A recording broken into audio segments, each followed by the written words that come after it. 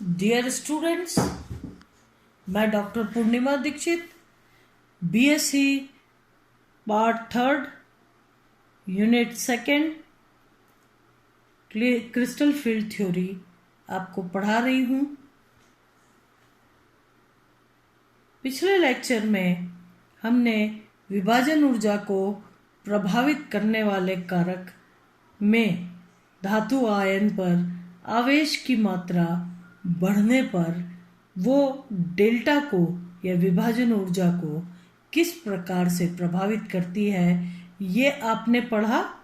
अब उसके आगे आज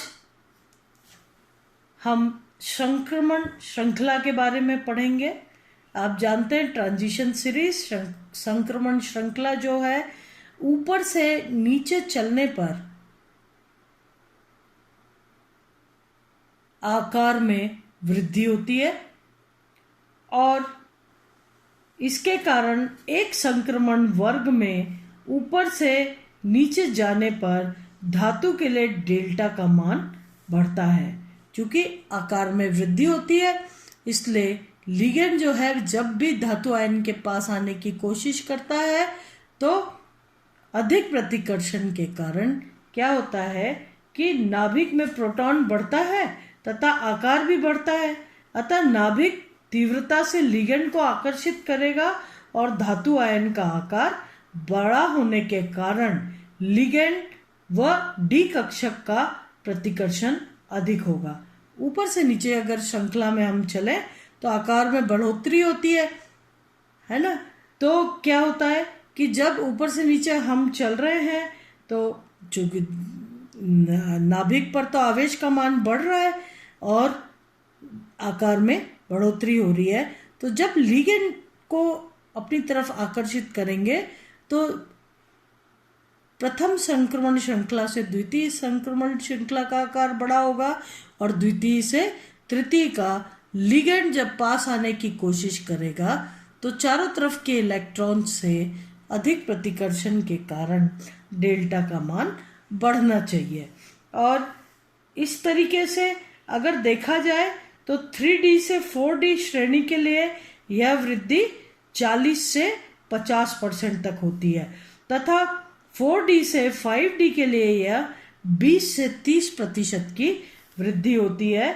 और इस प्रकार से अगर हम उदाहरण देखें तो आप जानते हैं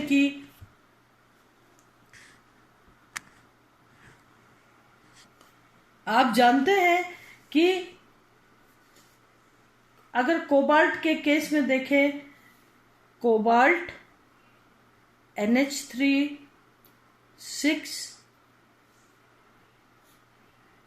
3+, इसके नीचे आ जाएगा रोडियम। आप जानते हैं ट्रांजिशन सीरीज में कोबाल्ट के नीचे रोडियम और उसके नीचे इरिडियम आता है। तो कोबाल्ट के नीचे रोडियम NH3 3+ और इसके नीचे इरिडियम आता है, इरिडियम NH3 3+।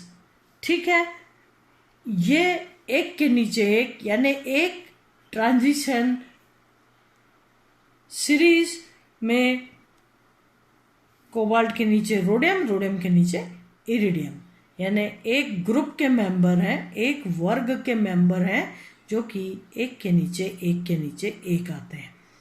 अगर इन तीनों की ही डेल्टा ओ का मान को कंपेयर किया जाए तो जहां कोबाल्ट NH3 3+ के केस में 23,000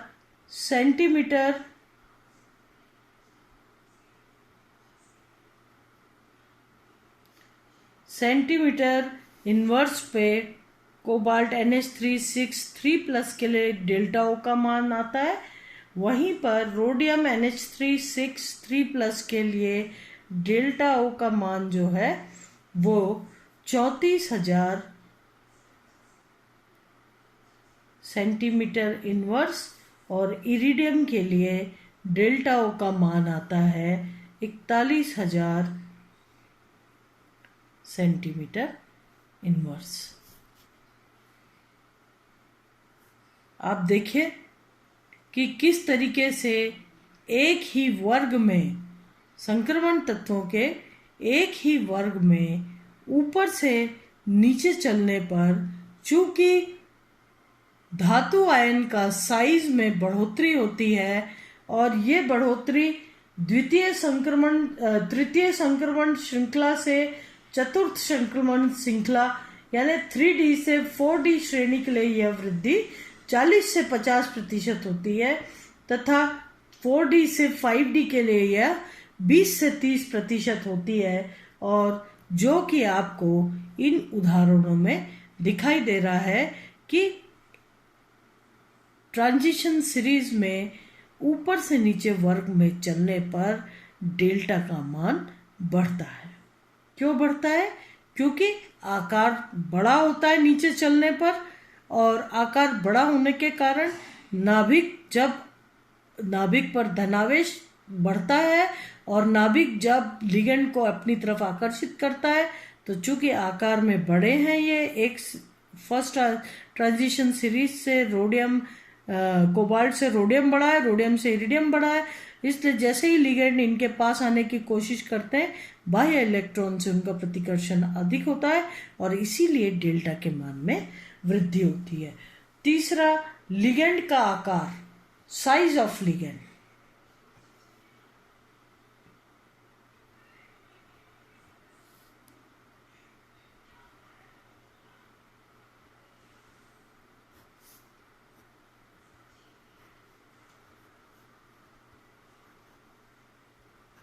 साइज ऑफ लिगेंड, आप जानते हैं अगर लिगेंड का आकार छोटा होगा तो धातु आयन के काफी करीब जा सकता है। तो लिगेंड का आकार छोटा होने पर आपस में भी लिगेंड का प्रतिकर्षण कम होगा और लिगेंड धातु के अपेक्षाकृत अधिक निकट आकर डेल्टा के मान में वृद्धि करेंगे।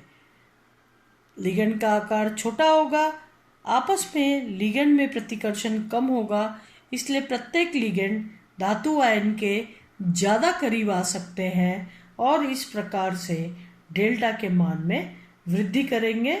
अगर डी कक्षकों को, इसका मतलब क्या हुआ कि जो लिगेंड है वो डी कक्षकों को अधिक प्रतिकर्षित करेंगे। फ्लोराइड से लेके आयोडाइड लिगेंड के लिए डेल्टा का मान घटता है। आप जानते हैं फ्लोराइड आकार में छोटा होता है, इसलिए वो धातु आयन के करीब जाएगा और अधिक प्रतिकर्षण होगा डी इलेक्ट्रॉन्स के साथ और डेल्टा का मान अधिक आएगा। तो फ्लोराइड से लेके आयोडाइड लिगेंड के लिए डेल्टा का मान घटता है। अगर हम उदाहरण के तौर पर देखें टाइटेनियम में, टाइटेनियम F6 को देखें, 3-, फिर इसके लिए डेल्टा ओ का मान देखें, फिर टाइटेनियम Cl6 3-, डेल्टा ओ के मान को देखें। इसी प्रकार से टाइटेनियम Br6 3- में डेल्टा ओ का मान, अगर इनकी तुलना की जाए तो टाइटेनियम F6 क्योंकि फ्लोराइड लिगेंड सबसे छोटा है, इसलिए ये आपस में हिंड्रेंस या प्रतिकर्षित कम होंगे और यही कारण है कि फ्लोराइड लिगेंड टाइटेनियम के टाइटेनियम धातु आयन के अधिक करीब आ पाएंगे और इस प्रकार से डी कक्षकों से इनका प्रतिकर्षण सबसे ज़्यादा होगा और इसके लिए डेल्टा ओ का मान 18,900 सेंटीमीटर इनवर्स, जबकि हेक्साक्लोरोटाइटिनेट के लिए 13,000 सेंटीमीटर इनवर्स और ब्रोमाइड लिगेंड के लिए यह डेल्टा ओ का मान आता है 11,400 centimetre inverse.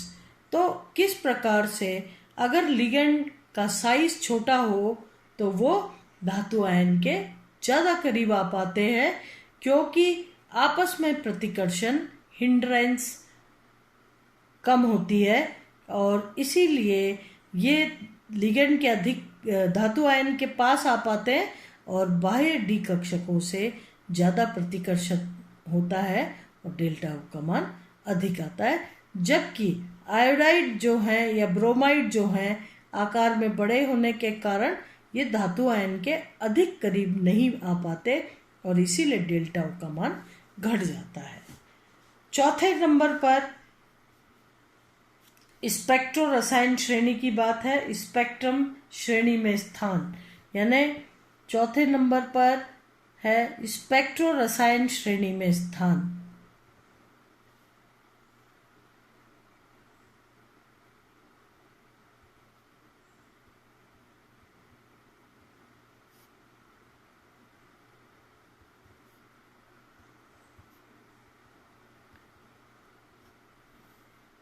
Place of ligand in spectrochemical series।